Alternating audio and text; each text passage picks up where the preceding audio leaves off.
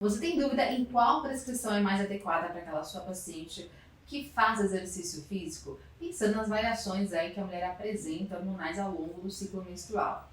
Ou seja, fica nesse vídeo que eu vou te explicar de uma vez por todas. Meu nome é Linda Via, sou nutricionista, mestre e doutora pela USP. E nesse canal eu ensino nutrição baseada em ciência para que você nunca mais seja enganado pelos mitos da nutrição. Então vamos lá falar sobre algumas alterações e diferenças que de fato existem entre mulheres e homens em relação, especialmente, questões hormonais associadas então a esse foco de hipertrofia muscular, a esse foco de aumento de massa muscular, o que é bem interessante, né?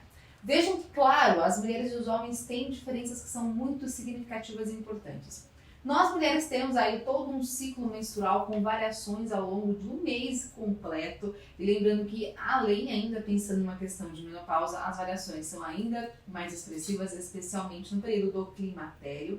E também nós temos aí uma questão de gestação, que também existe uma grande alteração hormonal. Vale lembrar também que muitas mulheres utilizam anticoncepcional via oral, especialmente, que tem uma certa influência também nessa questão, já iremos falar mais sobre isso. E é importante pensar então nessas oscilações, o quanto que de repente seria interessante pensar em outras recomendações nutricionais para mulheres em relação à comparação com os homens. E vejam só, né, nós temos aqui alguns tipos de informações importantes, já faço uma dica para vocês. Esse site que tem esses infográficos chama My Sport Science. É um blog onde nós temos várias informações importantes escritas por um grande pesquisador que é o Asger Kondrop, ou seja, é uma informação bem interessante. Ele traz para a gente alguns tipos de artigos científicos que eu trouxe para vocês, onde existem aqui realmente algumas diferenças metabólicas entre mulheres e homens. Ele fala o seguinte, então, né, que nós temos, de acordo com esse trabalho científico, as mulheres estocam mais gordura dentro do músculo, mas aí é importante que a gente separe essas questões. Veja que nós temos gordura intermuscular, ou seja, entre as fibras musculares, que é uma gordura mais associada com um aspecto mais negativo, com mais inflamação, resistência à ação insulina, e essa gordura não é tão interessante assim. Mas eu quero te falar de outra gordura que nós mulheres temos mais, que é essa gordura intramuscular, ou seja, dentro das células musculares. E é uma gordura importante para a produção de energia, afinal o ácido graxo ele pode ser convertido em ATP, em energia. Ou seja, todo mundo tem essa gordura, mas nós mulheres realmente temos um pouquinho mais. E qual que é o ponto? Ele correlaciona isso com essas mulheres que apresentam mais essa gordura intramuscular, que é essa IMCL, associado com uma preservação maior de glicogênio muscular. Lembrando que nós também temos dentro do nosso músculo glicogênio, que está associado também com a formação de energia, com a formação de ATP, e lembrando que isso é fundamental para um rendimento esportivo, para uma performance esportiva. Ou seja, como as mulheres têm uma quantidade maior de gordura intramuscular, ela pode poupar um pouco mais o glicogênio. Isso pode ser interessante como uma fonte de energia mais disponível. Ou seja, quanto mais glicogênio, a gente tem uma grande correlação com mais performance, especialmente em exercícios de uma duração um pouco mais prolongada. Então isso realmente pode ser interessante, né? É claro que nós temos que pensar qual que é o tipo de pessoa, qual que é a dieta desse indivíduo, qual a quantidade consumida de carboidratos, qual que é a quantidade de glicogênio muscular, são vários fatores. Mas, comparando homens e mulheres, a mulher realmente tem uma chance maior de apresentar uma quantidade maior de gordura intramuscular e poupar um pouco mais esse glicogênio. E é claro que nós nutricionistas podemos fazer várias estratégias para ter ainda mais glicogênio muscular pensando em performance esportiva. Ou seja, enfim, é uma questão interessante, né? Além disso, veja que nós temos aqui nesse sentido uma influência dos estrógenos em relação a essa quantidade de IMCL, que é a gordura que está dentro do músculo, né? A gordura intramuscular. Ou seja, isso pode ser interessante para esse poupar de glicogênio. Mas é importante lembrar também que o estrógeno pode oscilar ao longo do ciclo menstrual. E por conta disso, vejam que nós temos uma quantidade maior de estrógeno na fase lútea que essa mulher apresenta. Ou seja, talvez nesse momento pode ser que a mulher consiga ter um desempenho esportivo melhor por conta dessa oscilação. Pode ser, eu disse. Afinal, nós não temos tantos resultados assim, tantos dados interessantes comprovando essa melhoria na performance nesse momento aqui da fase lútea.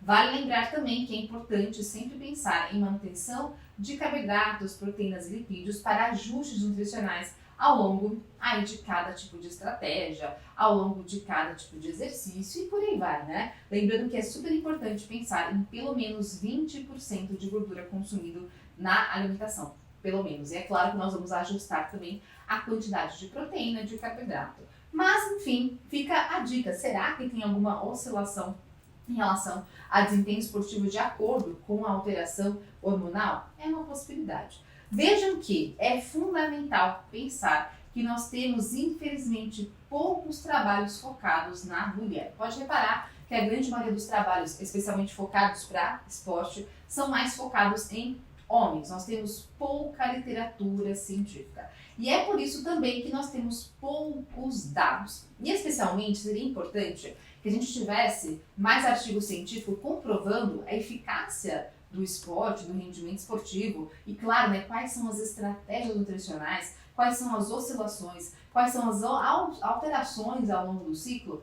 não apenas das mulheres de modo geral, mas também pensando em cada tipo de esporte. Você não tem, por exemplo, estudos que são de grande qualidade focados em todos os esportes. Então, por exemplo, minha paciente ela joga basquete, ou ela joga futebol, ou ela faz crossfit, ou ela faz musculação. São condições muito distintas e nós não temos estudos suficientes para isso ainda hoje em dia, infelizmente.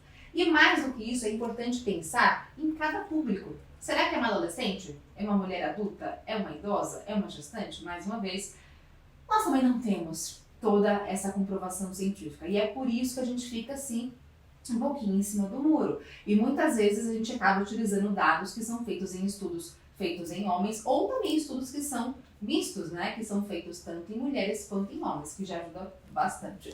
Vejam que é importante pensar também não só nisso, mas se essa mulher desse estudo usa anticoncepcional via oral ou se ela não usa. Isso varia bastante, né, em relação a qual que é o tipo de anticoncepcional também. Ou seja, nós não temos tanto dados assim. Se essa mulher faz alguma terapia de reposição hormonal, de repente, seria uma outra condição. Eu sei que realmente é difícil e era importante também pensar em avaliação ao longo do ciclo menstrual, em qual fase que essa mulher está, para que a gente saiba se necessita de algum tipo de ajuste. Vejam então que é muito complexo e que nós não teremos todas as respostas. Difícil, é muito complicado. Ou seja, sempre avalia de modo individual também. Pergunta para sua paciente. Paciente, em algum momento do ciclo menstrual você fica um pouquinho mais cansada, você não consegue levantar tanto peso na academia, você se sente pior? Pode ser que ela diga que sim. A grande maioria realmente diz que sim.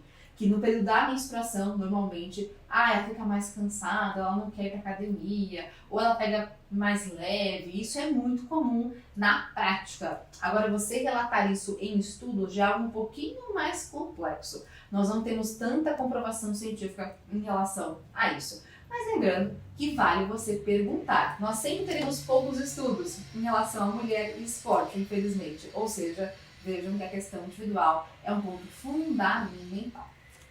Aqui nós temos então as fases do ciclo menstrual. Vejam que a fase folicular, fase ovulatória e a fase lútea. E verifiquem que nós temos várias alterações hormonais, vários tipos de hormônios que são mais produzidos ou menos produzidos ao longo do ciclo. Não vou focar nisso. A questão é que nós temos, apesar dessa alteração hormonal, nós temos poucos estudos que comprovem, não, realmente nessa fase tem mais desempenho ou menos desempenho. Nós temos poucos dados científicos em relação a isso. Por isso que é importante pensar em avaliação de modo individual.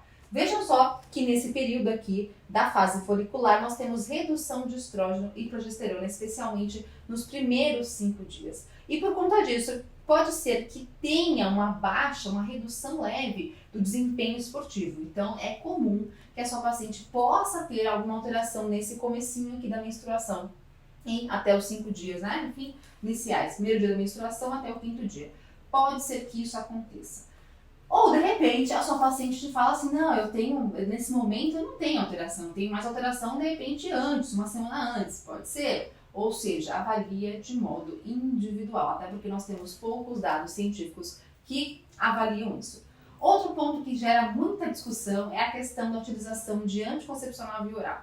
Vejam que, se eu estou falando de uma atleta, muitas vezes ela vai precisar utilizar o anticoncepcional não apenas pensando numa preservação, numa redução, numa menor chance de gestação, mas na verdade ela utiliza por vários aspectos, porque ela não quer ficar menstruada no dia da competição e ela consegue modular mais isso. Imagina só, pra gente ir às vezes malhar na academia do prédio, perto de casa, ou onde você treinar, já é às vezes desconfortável você treinar menstruada. Agora imagina para um atleta ter que fazer uma ginástica olímpica menstruada. Imagina como que isso pode incomodar. Não só uma questão, muitas vezes, né, física, mas uma questão talvez emocional, de preocupação. Ai meu Deus do céu, será que vai dar certo? Será que eu vou conseguir? Enfim, né, são várias alterações que podem acontecer. Cólica, dor de cabeça, ou seja, os sintomas podem também ser agressivos para algumas mulheres e por conta disso prejudica a performance esportiva também.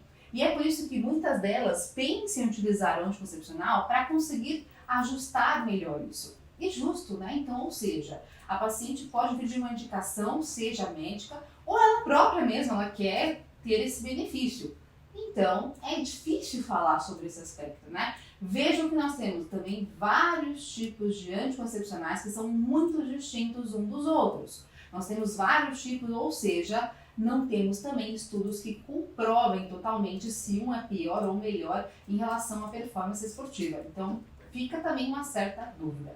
Mas, de modo geral, o que nós encontramos aqui é que tem pouca ou nenhuma redução, efeito do anticoncepcional reduzir de fato o desempenho esportivo. Ou seja, a princípio daria para utilizar. A não ser que a sua paciente realmente tenha algo assim muito expressivo que ela te fale, nossa, eu comecei a usar aquele anticoncepcional e piorou demais.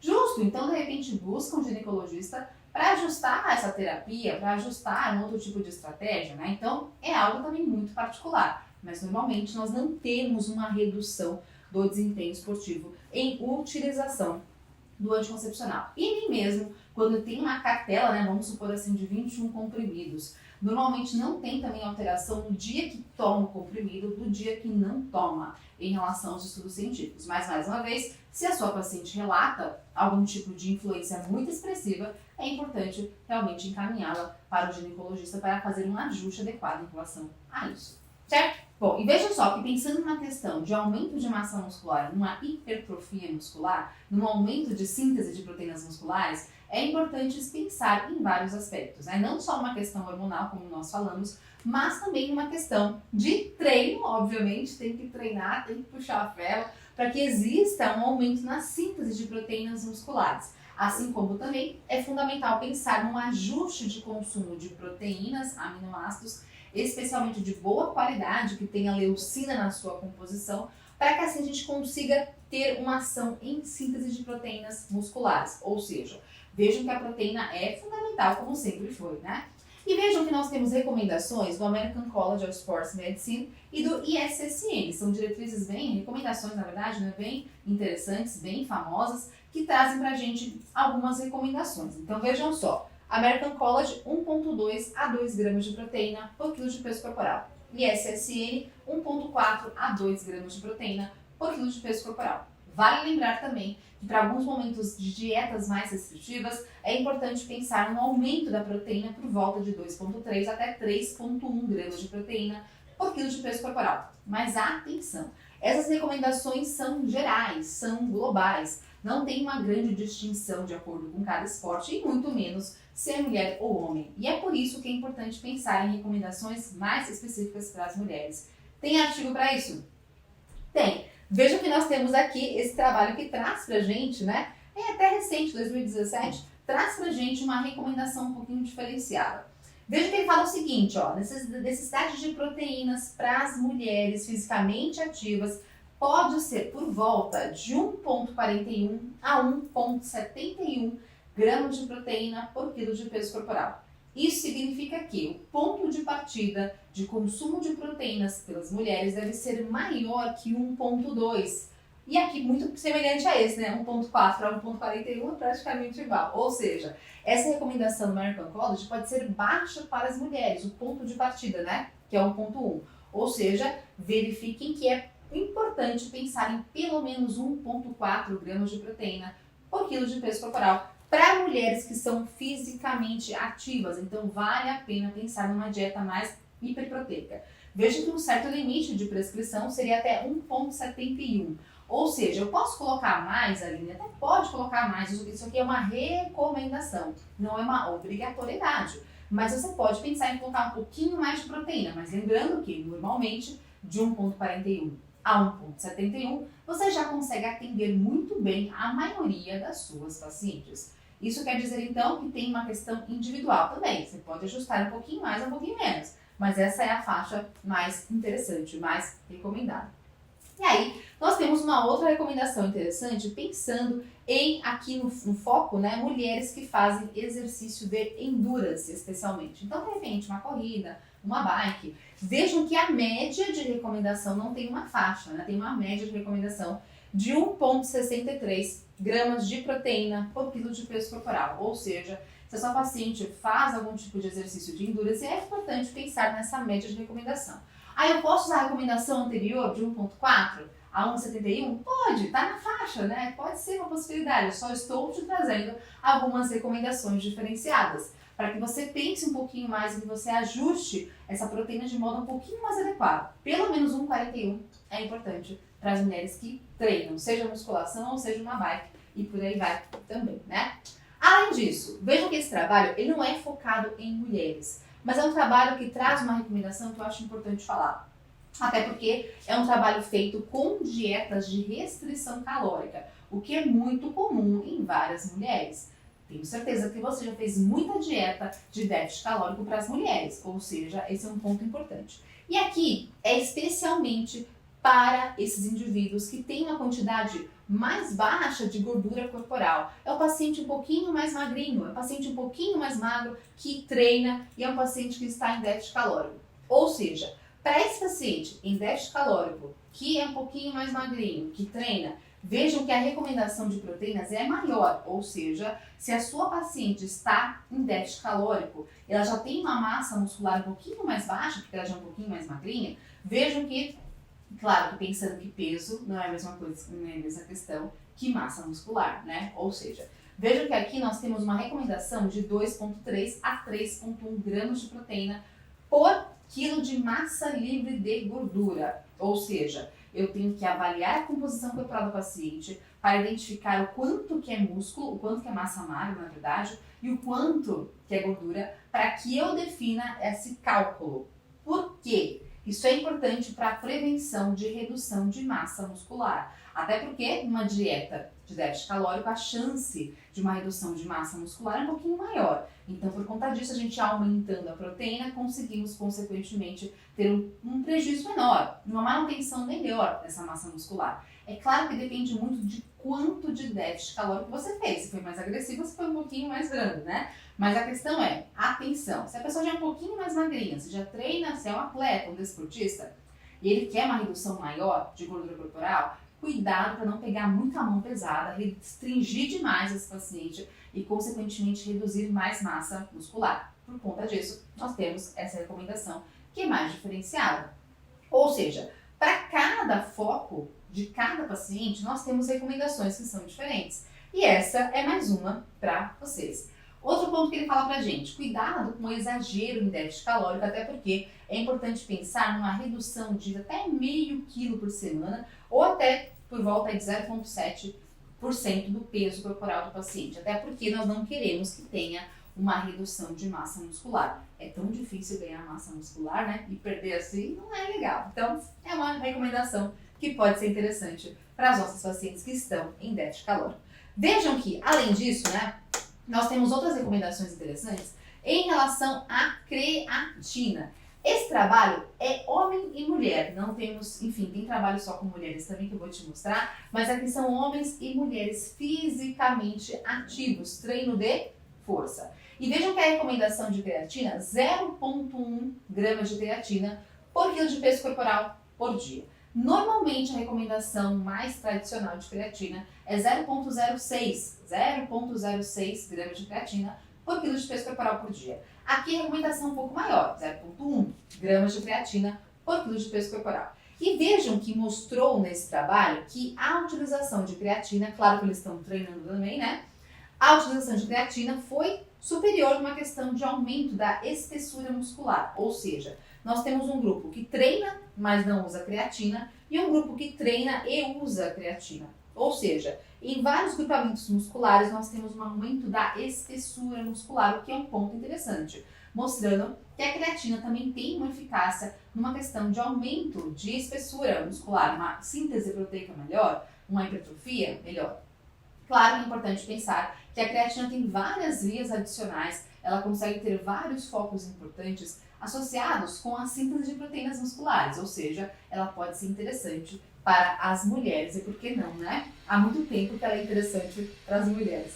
Vejam que aqui nós temos trabalhos então com jovens, tanto mulheres quanto homens, e mais uma vez uma faixa de prescrição um pouquinho maior que a prescrição tradicional de creatina, ou seja, 0,1 a 0,15 gramas de creatina por quilo de peso corporal por dia. Ele traz pra gente aqui que ambas as doses são interessantes, ou seja, para que usar 0,15? Eu posso usar, consequentemente, 0,1. Ambas vão estar associadas com uma síntese de proteínas musculares, ambas estão associadas com os efeitos benéficos da creatina e ambas estão associadas com maior espessura muscular quando comparado ao placebo, que foi comparado, né, creatina com placebo. Então, é uma boa possibilidade pensar em 0,1 para alguns pacientes. Ou seja, dá para usar a dose de 0,06? Até dá, mas alguns trabalhos colocam uma dose um pouquinho maior, especialmente para aqueles pacientes que têm uma massa muscular mais desenvolvida. Ou seja, estamos cada vez mais conhecendo mais a creatina, ou seja, a cada momento a gente tem respostas diferentes, né? Então, por isso que muda muitas vezes as recomendações. Aqui nós temos trabalhos também que tem comparação de creatina com placebo antes e após o exercício, e a gente consegue demonstrar, consequentemente, que existe mais força da utilização de creatina em comparação com o placebo, especialmente aqui em 3 grupamentos, né? Tanto leg press, quanto peito, quanto também corpo total. Então, a força maior nesses grupamentos. Então, de repente, claro, né? A creatina é um ponto interessante em relação também ao aumento de força muscular. E além disso, você já sabe o quanto que a creatina tem um efeito importante em ressíntese de ATP, que é um efeito tradicional que ela promove, né? Mas ela tem efeitos cada vez mais interessantes adicionais a esse. Aqui um outro trabalho que traz pra gente comparação de vários trabalhos, ou seja, cada linha dessa é um artigo científico que mostra pra gente o seguinte: creatina, consumo de creatina após o exercício, existe maior aumento aqui de massa muscular. Ou seja, dá para usar creatina em qualquer momento do dia, não tem problema. Mas alguns trabalhos mostram um efeito adicional mais interessante quando a creatina é consumida pós-treino. E esses trabalhos mostram isso pra gente, que se possível consumir creatina pós-treino é mais interessante, e que tem trabalhos que mostram, inclusive, aumento da massa muscular. Então, de repente, por que não utilizar após o treino? Ah, o paciente não pode, o paciente não consegue, tem que ser em outro momento. Tá bom, vai ter benefício também. Mas se for após o treino, alguns trabalhos mostram um efeito adicional, o que é interessante, né? Além disso, vejam que em relação à força máxima desses pacientes, seja consumido antes ou após o exercício, nada muda. Ou seja, em relação à força, tanto faz o momento de consumo de creatina. Mas pensando numa questão de aumento de massa muscular, talvez após o treino pode ser mais interessante. Certo? Bom, vejam que aqui nós temos vários efeitos interessantes da creatina, ou seja, efeitos em bloqueio de miostatina, que é um componente associado com mais degradação muscular, efeitos em estímulo de células satélites musculares, associados então com a síntese de proteínas musculares, até mesmo vias de IGF-1 também associadas com esse foco de síntese de proteínas musculares, e também, além disso, um efeito importante em acúmulo, em maior síntese de glicogênio muscular e também redução da produção de espécies reativas de oxigênio, que é um fator um pouquinho mais inflamatório. Ou seja, é importante pensar em ajustes em suplementação de creatina. Aqui nós temos então outro aspecto importante para as mulheres, que é um trabalho focado em creatina para a questão de saúde de modo geral. E ele fala o seguinte: a dose tradicional, que é por volta de 0,06 gramas de creatina, ou também 5 gramas por dia, já é efetiva para as mulheres, já é um ponto interessante. Porém, se essa mulher quer, e se você também quer prescrever por conta dessa questão de saúde neural, de uma questão cognitiva, lembrando que a creatina também tem um efeito importante para isso, a dose é um pouquinho diferente. Ou seja, nós pensamos em saturação, ou seja, por volta de 5 dias, com dose maiores de 15 a 20 gramas de creatina e, consequentemente, nós temos aí depois desse período de saturação, uma média de 5 dias, de 3 a 7 dias de saturação, nós partimos para uma dose de manutenção, que é uma dose de 5 a 10 gramas, ou seja, uma dose um pouco maior da dose convencional. Ou seja, para o esporte, 5 gramas por dia já é suficiente. Agora, pensando numa questão cognitiva, de 5 a 10 gramas seria mais interessante, especialmente para as mulheres. Nós não temos trabalhos focados com creatina ao longo do ciclo menstrual, não temos essa comprovação de modo adequado, mas vejam que é importante pensar em utilização de creatina para as mulheres que visam aí um aumento da massa muscular, para mulheres que realmente são focadas no treino, né? E outra questão interessante é na relação da gestação, ou seja, nós temos aqui alguns estudos importantes em relação a isso, e aí eu faço uma reflexão com vocês, pensem aí também. Vejam, nós temos trabalhos que mostram redução do estoque de creatina em mulheres que podem estar correlacionadas com baixo termo e nascimento pré-termo. Isso são algumas correlações. Nós não temos trabalhos em gestantes com suplementação de creatina. Nós temos trabalhos em bichinhos, em animais, mostrando que suplementação de creatina para esses bichinhos, para essas gestantes, né, ratinhas, nós temos uma proteção de hipóxia intraparto. Tem trabalho com gestante de creatina suplementada? Não tem. A questão é, gente, é muito complexo um comitê de ética liberar dosagens crescentes de creatina para uma gestante, até porque a gente não sabe de fato o que pode acontecer. Vale lembrar que a creatina é super segura, mas nós não conhecemos tudo em relação a ela. E é por isso que nós ficamos assim um pouco em cima do muro em relação à prescrição de creatina para gestante. Eu trouxe para vocês aqui, ó, um print, uma foto desse artigo científico, que ele fala o seguinte pra gente, ó. Vejam que a creatina é importante que seja mais estudada, obviamente, para uma comprovação melhor, mas até então ela promove um efeito que é saudável. Ela tem uma eficácia e ela tem uma certa segurança.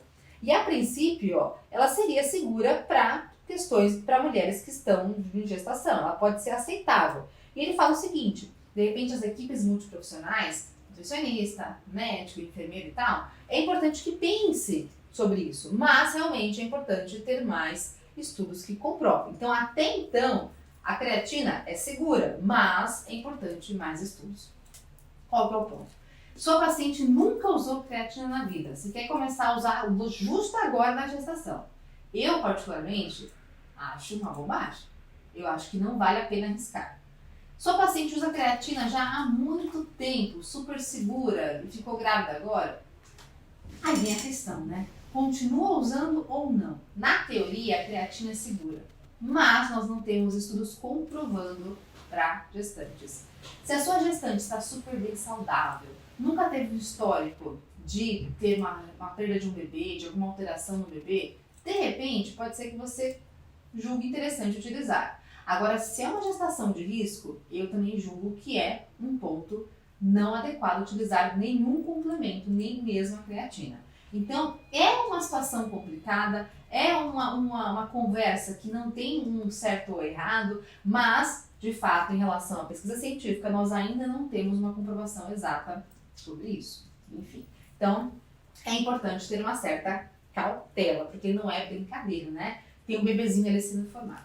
Outro ponto importante para a questão de aumento de massa muscular nessas pacientes que são mulheres, não saindo da gestante, agora mulher de modo geral, né? E aí, por conta disso, a vitamina D também é um ponto fundamental para vários aspectos, né? Enfim, em relação à saúde óssea, saúde imunológica, secreção de insulina, entre vários outros pontos. E vejam que nós também temos uma importância em questão da concentração de cálcio intramuscular, lembrando que o cálcio é fundamental para a contração muscular, então a vitamina D pode impactar nisso, até mesmo uma questão de crescimento de fibras do tipo 2 musculares. É importante pensar em avaliação plasmática da vitamina D que esteja pelo menos em 30 nanogramas por ml. para que assim você possa pensar em suplementação. E é importante lembrar também que nós nutricionistas podemos prescrever até 4.000 UIs por dia de vitamina D.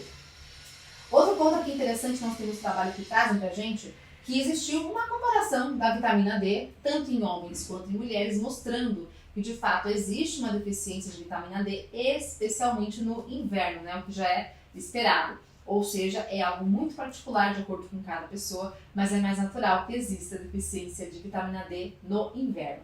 E além disso, eles trazem pra gente nesse estudo aqui uma comparação de vitamina D com performance esportiva em exercícios de endurance, mostrando que a vitamina D é fundamental para essa performance esportiva no endurance. Mas não tem tanta correlação da vitamina D com o exercício de força, com o treino de força. É claro que independente que o seu paciente faça, se é musculação, se é uma bike, a gente vai pensar em vitamina D ajustada, até porque não é só para exercício, é uma questão de saúde, de modo geral. Mas comparando ambos os esportes, realmente o exercício de endurance depende mais da vitamina D do que de força, de acordo com esse trabalho.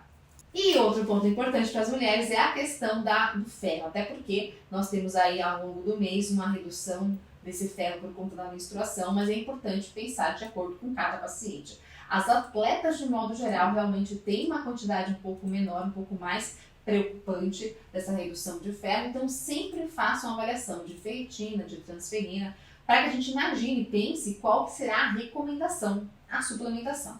Vale lembrar também que a alimentação é um ponto fundamental, obviamente. E aí, nesse sentido, em refeições mais volumosas, como almoço e jantar, que tem mais ferro normalmente, né? É importante pensar em evitar cafezinho, chazinho, cálcio, leite logo após essa refeição, porque existe uma redução na absorção desse ferro, ou seja, não seria tão interessante. Por um outro lado, nós temos um benefício em relação à utilização de vitamina C. E quando eu falo vitamina C, pode ser na fruta mesmo, né? Não tem que ser uma suplementação.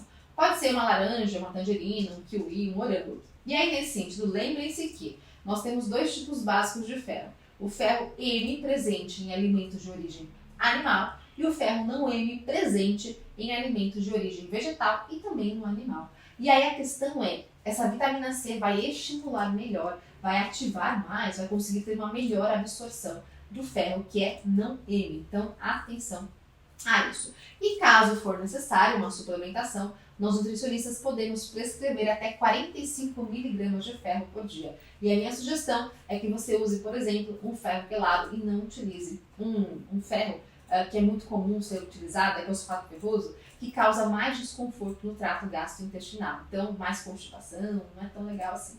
Então, se for um ferro quelado, é uma boa opção para a sua paciente. Ou seja, para cada tipo de recomendação, para cada paciente, nós temos aí vários tipos de recomendações, seja em nutrientes, seja em proteína, seja em vitamina D, e é por isso que é importante um ajuste personalizado, individual, para que você faça para a sua paciente. Se você gostou desse vídeo, já coloca um like aqui, já compartilha com as suas amigas, com seus amigos, para que mais gente conheça nutrição baseada em ciência. E toda quinta-feira tem vídeo novo aqui no canal, toda terça e quinta-feira vídeo novo aqui no canal. E lá no Instagram tem muito mais conteúdo para vocês também todos os dias. Espero que vocês tenham gostado e até a próxima!